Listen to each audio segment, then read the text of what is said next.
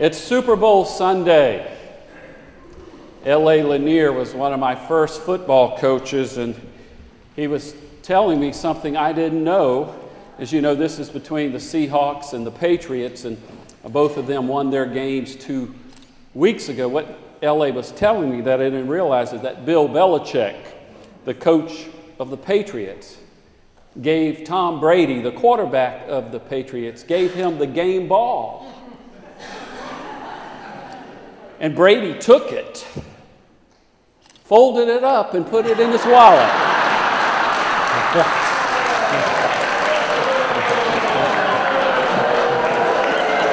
It's a joke. It's a joke. I like both teams. It was just too good a joke not to tell.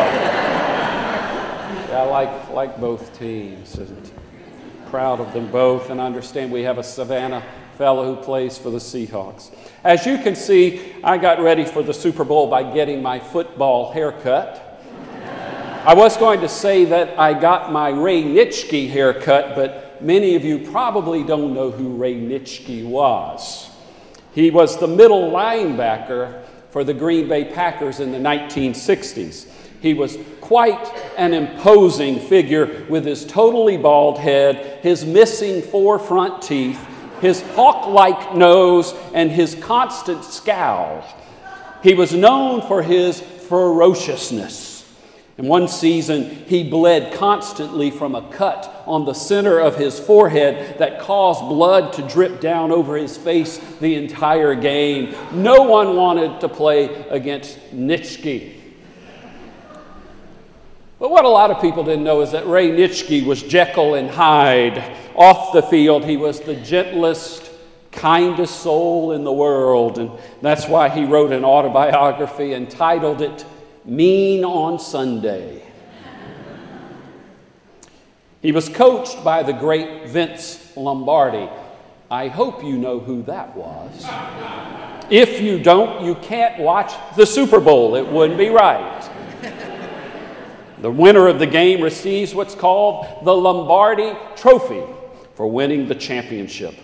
Vince Lombardi was even more imposing than Nitschke. A joke was often said about a football player who died and went to heaven. He noticed 2 teams of angels were scrimmaging against each other while a short fella stood on the sidelines yelling at everyone. And the football player said to St. Peter, "Who is that?" And St. Peter said, "Oh, that's God. He thinks he's Vince Lombardi."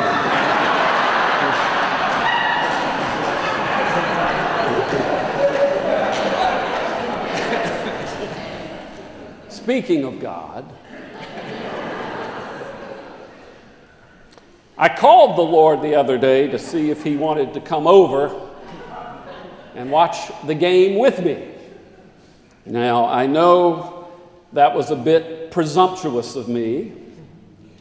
But sometimes people who you think are in high demand are the last ones to be called, the last ones to be asked to be part of something, and they're often left out. We just assume they have plans, or they're too busy, or have 100 invitations, and they end up sitting at home by themselves. And so I gave the Lord a call.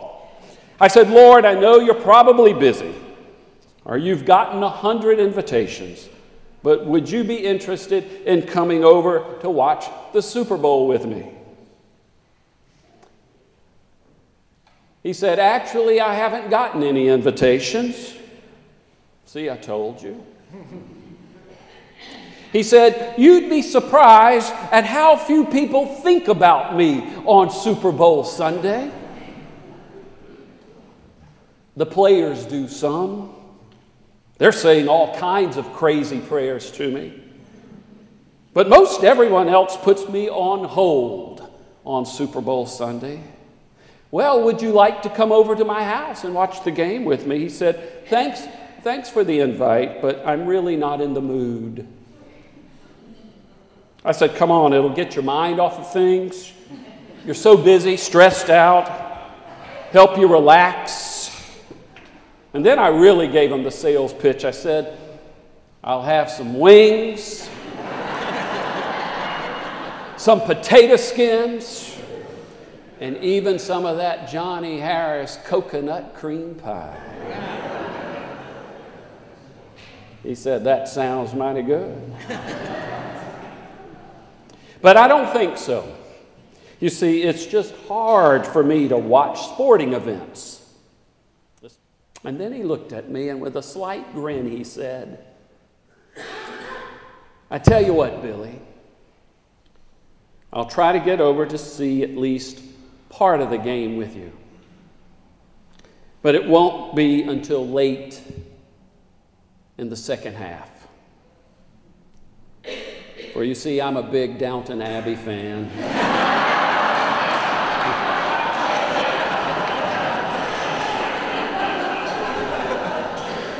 And I have to see this week's episode first, but I'll be there. I'll come. I'll be there, so be sure to save me a couple of wings and a piece of pie, and we'll break bread together.